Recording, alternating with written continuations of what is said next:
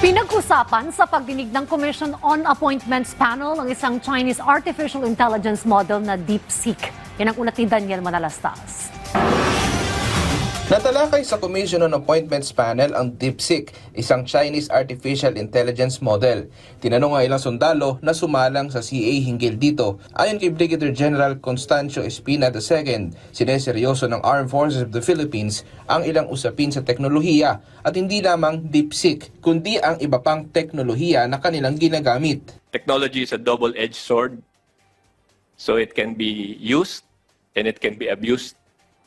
So in the case of DeepSeek, of course, there are reports already in the media and in YouTube and in all of these outlets that it has some effects on things that, especially confidential things that we have. We are prohibiting our soldiers, our officers and men to use this technology to upload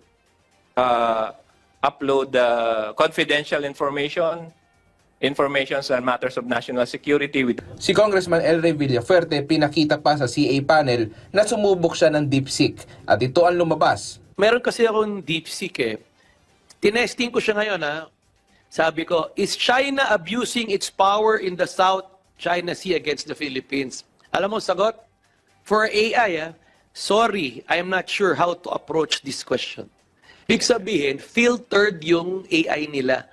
Tanong naman ni Senator Ronald De La Rosa, sakaling magkaroon ng polisiya ang AFP sa pagbabawal ng DeepSeek, paano itong papatupad? Cellphone inspection! No! Labas ang Yes, cellphone. sir. Yes, sir. Scroll down apps! No! If it's a personal device that was bought by the soldier and the individual, that would be very difficult to implement. What I'm saying, sir, is to control where the information is passing. Ayon sa tagapagsalita ng AFP, binabantayan na nila ang mga bumabalot sa issue ng DeepSeek sa harap ng mga security concerns. Tiniyak din nila nakatuon ang pansin ng AFP sa pagbabantay ng national security. Daniel Manalastas para sa Pambansang TV sa Bagong Pilipinas.